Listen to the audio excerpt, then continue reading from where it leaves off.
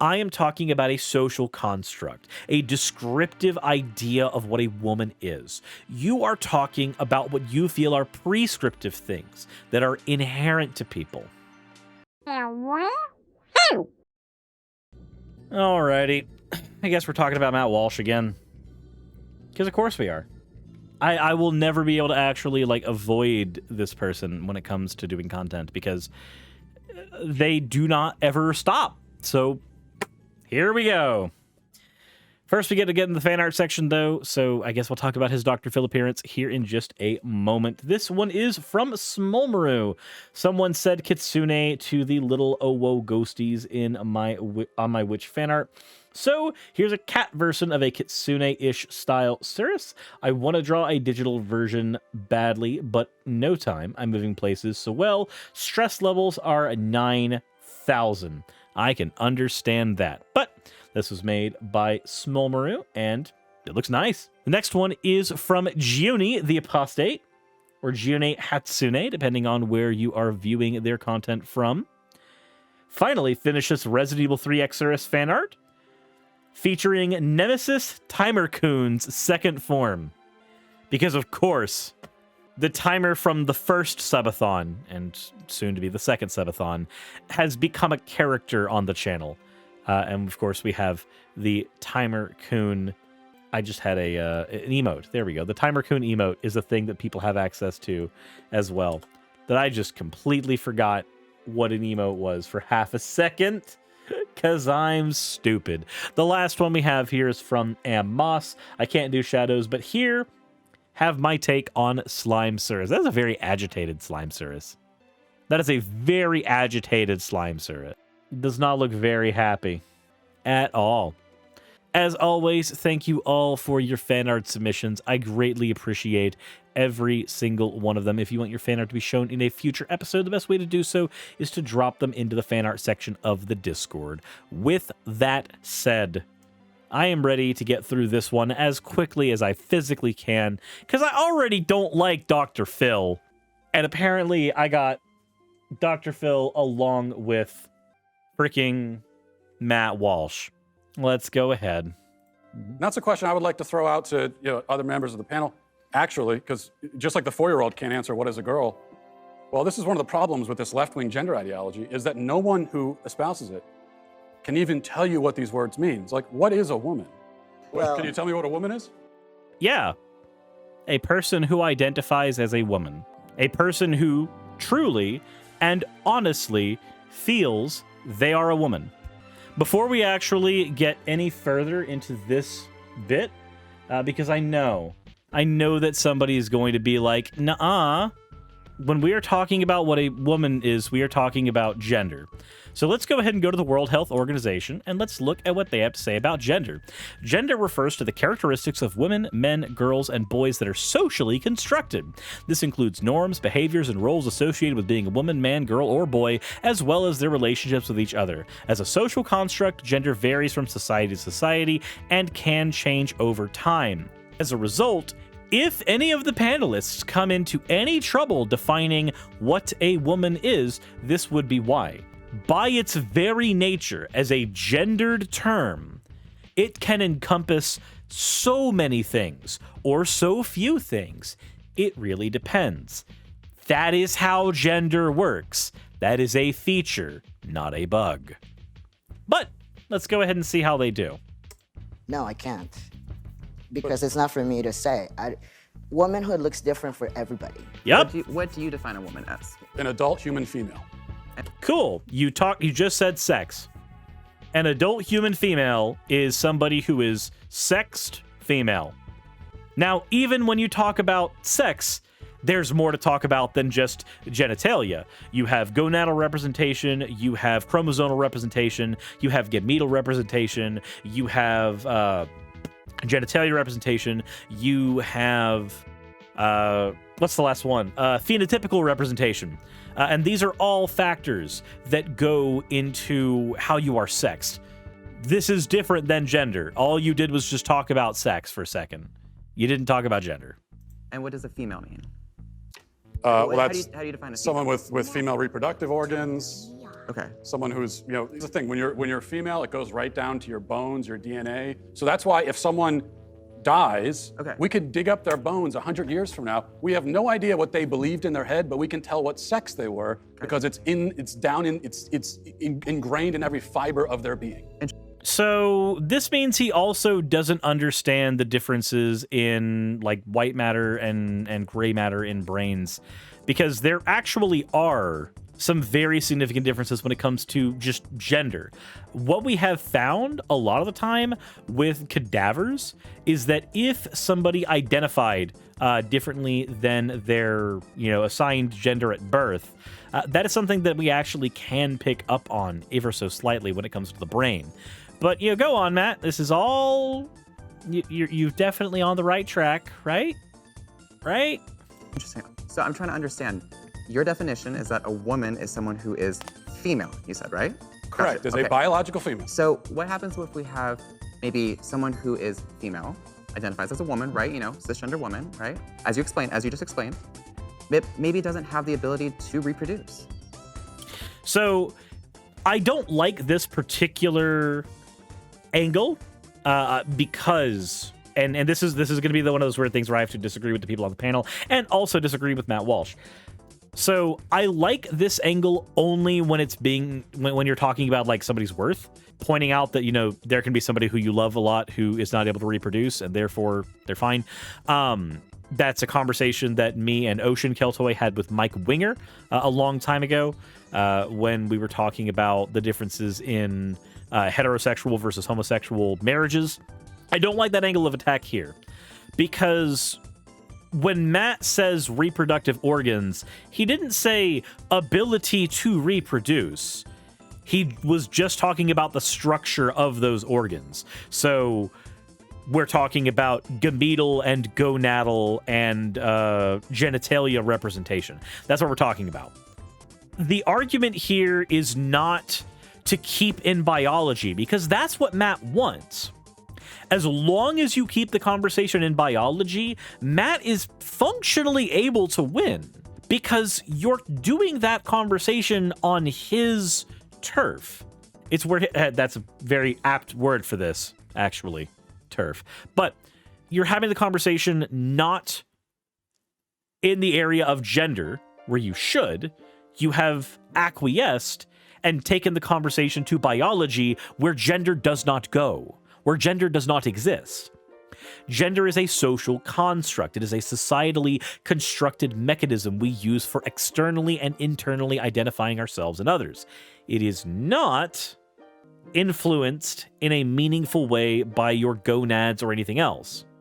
Now, those things can influence you negatively based on your gender. This is what gender dysphoria is. Or they can influence you positively. This is what gender euphoria is. But they don't have bearing on what your gender is. Already not a fan of this angle of attack. Maybe it doesn't have those organs that you're talking about that are reproductive organs. I have answered the question. You stood up here and said trans women are women. Yes. Yes. Tell me what you mean. What is a woman? A woman is somebody who identifies as a woman. Actually, legitimately identifies as one. Now, granted, it is impossible for us to get into your brain or anybody else's brain and determine if they are being truthful when they say they identify as a woman. So if they say, hey, I'm a woman now, then the best thing to do is to just go, okay, and call them she. That's it. That is all it is.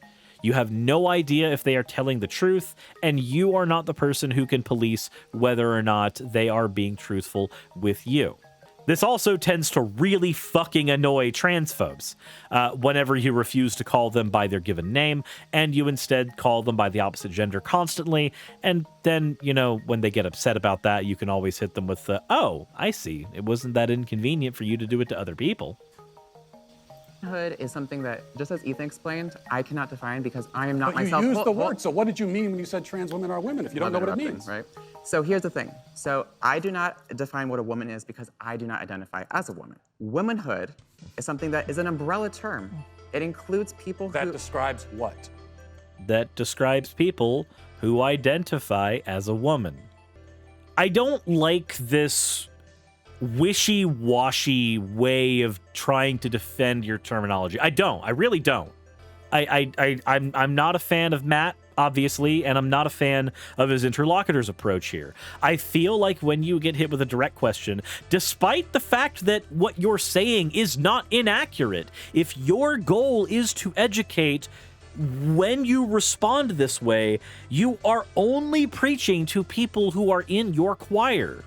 People who already accept that gender is a social construct and therefore, by its nature, will have these wishy-washy principles, they will already be on your side. They are not the people you're trying to convince.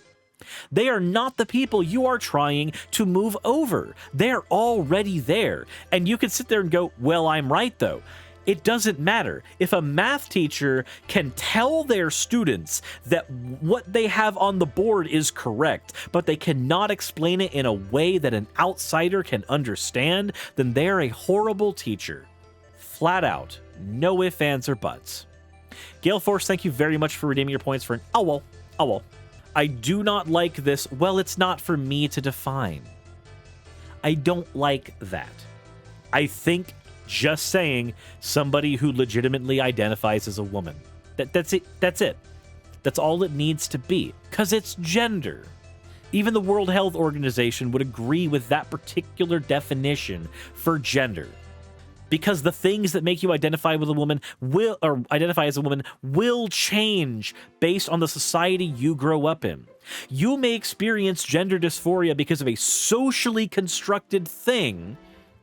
If you live in a society that only puts women in pants and reserves dresses for men, and you are a trans man wearing pants, could trigger gender dysphoria because you have been taught, you have been groomed to believe that that is what makes your gender perform in the way that it does, wearing a dress versus wearing pants. This is how gender works. It is socially constructed. It is a societally constructed thing. It is distinct from sex. Matt Walsh will always want to keep the conversation into sex because sex is notoriously easy to understand compared to gender if you just stick to things like genitalia or reproductive ability. Now, sex is a lot more complicated than those things to begin with. I actually have an entire set of notes on this that I was reserving for another video, but I can go ahead and pull a few of these up right now if we're going to talk about sex for just a little bit. We know that humans are animals. We know that cells are the smallest fundamental unit of life.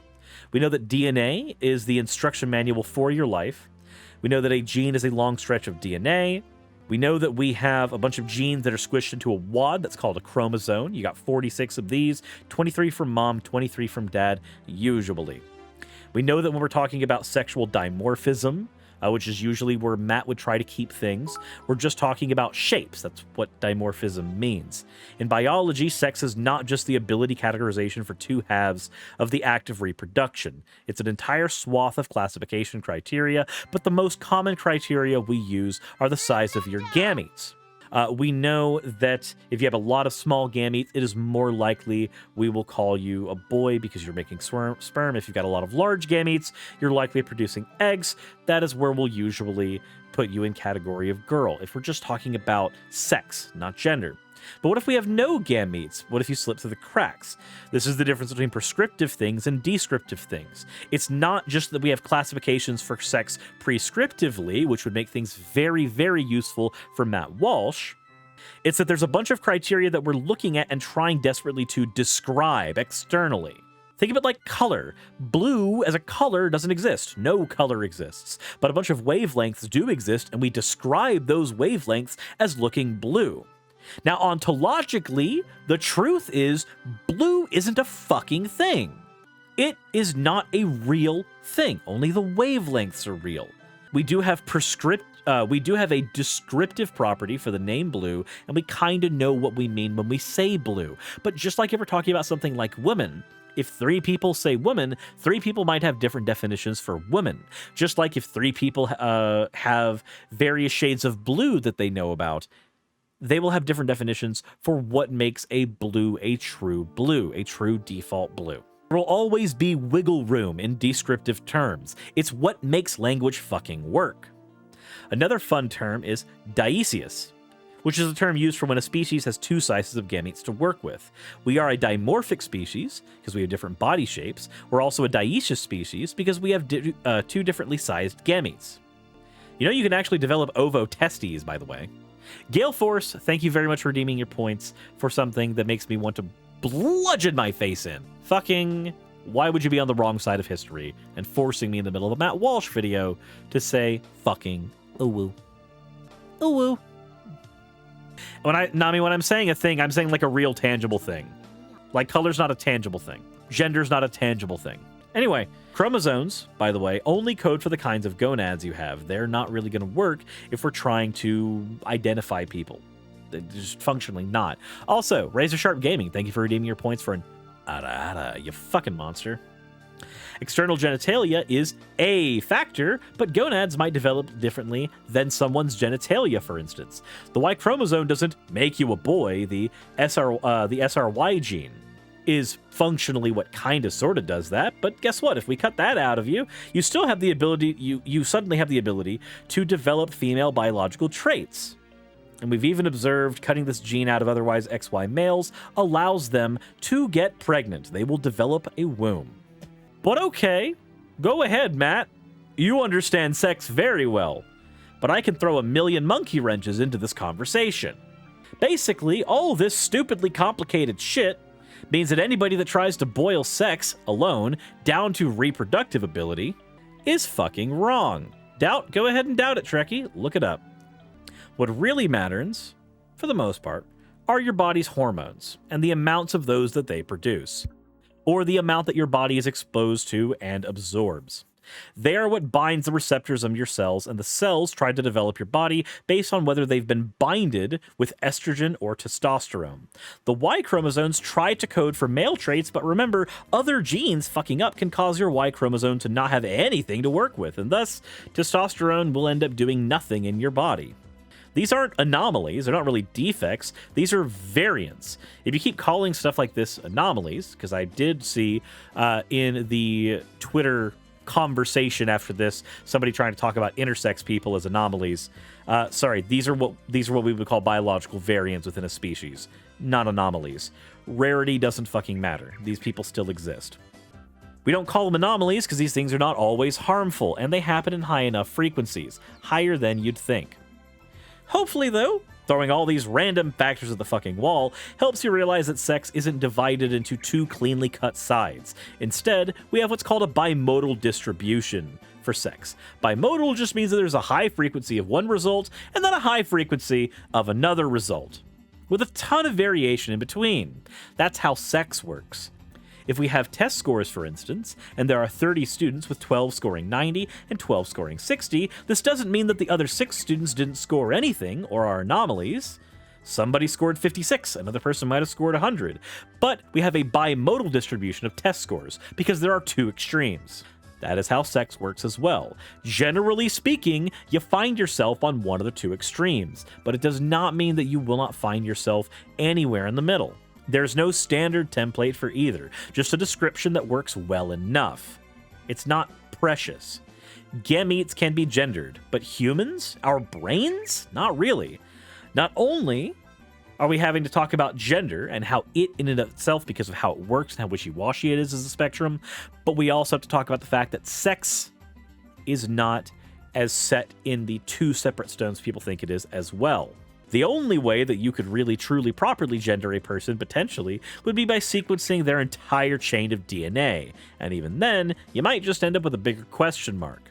Gender, if we're going to talk about that separately, as we should, if you ever find yourself asking questions about whether or not a girl can like Hot Wheels or a guy can like Barbies, then you probably know somebody who fits outside of these categories. Well, whose job is it to earn income for the household? Doesn't matter. All the fucking rules are made up. They're all societal, but these are all what we are talking about when we're talking about gender. This is why the easiest way to boil it down to is just, hey, how does the person identify? It is the simplest, most clear-cut way of handling gender when it comes to an individual on an individual basis. what actually truly maketh what a woman doesn't fucking matter. Woman's a descriptive term. We use it because it happens to work well enough for describing people. But go on, Matt. Let's go ahead and hear what you have to say. People who identify as a woman. Identify as what? As a woman. What is that? Was to each their own. Each woman, each man, each person is going to have a different relation with their own gender identity and define it differently. That doesn't, and so I'm not trans asking women are women too. Okay. And you want to hold on. Say it again. Trans You women want are to women. reduce. What, you listen, won't listen. even tell me You what want the to word reduce. means. A woman. Okay, look. It sounds like it's a fucking. It sounds like it's a loop, right? A woman is someone who identifies as a woman, is someone who identifies as a woman. But because woman is a descriptive concept, and it's a concept that is amorphous and changes based on what society you happen to be in, that is functionally the best way for it to work. At least the panelists got to where I would have been more comfortable in that conversation. Though. So You that's want to the reduce problem. women, you want to reduce men down to maybe just their genetics, our genitals, No. our chromosomes, right? That's what you're What saying. you want to That's do what is, he did. What you want to do is appropriate women. You want to appropriate womanhood Okay. and turn it into basically a costume that could be worn. Gender is performative, though. Like, costumery is part of gender. Okay. So what did we have there at the end there? We had what Matt Walsh apparently feels is a mic drop, where he talks about you just want to change gender into something that you can wear. Well, unfortunately, that is functionally how gender works. It is a thing you are wearing in front of other people. What Matt is trying to do is strip gender away and only talk about sex. But that's not how that works. Again, in this conversation, if you are acquiescing biology to Matt, you are already fighting in the wrong territory, unless you are willing to go through the entire fucking smorgasbord, and I only paraphrased it based on notes that I took weeks ago, on how sex is not as ironclad as it is. But even then, you're still not supporting the concept of gender. You are just muddling the concept of sex, which is a good strategy. You can unseat somebody by muddling the concept of sex for them. That is a thing you can do. But it does not move people on what gender is. You point out that, hey, you are committing a category error. I am talking about a social construct, a descriptive idea of what a woman is. You are talking about what you feel are prescriptive things that are inherent to people. At the end of the day, Matt has heard the arguments where gender is concerned. He has to have. So, there are only two scenarios here. Scenario A, he doesn't believe any of it and just continues to sit his ass in the biology area because he feels like that's the only part that matters. Or he understands the difference between these two things and it is better for his grift to stay in the sexed biological category for as long as possible because he can have a better footing there. The best thing you can do is demonstrate to the audience, not to Matt Walsh. You will never convince Matt Walsh. He has a monetary and ideological reason to never fucking budge. The best thing to do is to convince the audience that Matt Walsh is wrong. And you cannot do that by doing the wishy-washy thing. The only people in the audience you will win over with the wishy-washy definition of gender are the people who already believe you. I'm glad that his interlocutor at the end sat on the identification of a woman. I don't like that they said what each individual person experiences as womanhood will be different. I think that has less weight, personally, than when you are talking about the societal function of gender, the fact that it is socially constructed. I think one of these is better. I think one of them is more convincing because I used to be the type of person who believed the things that Matt Walsh believed, or at least defends.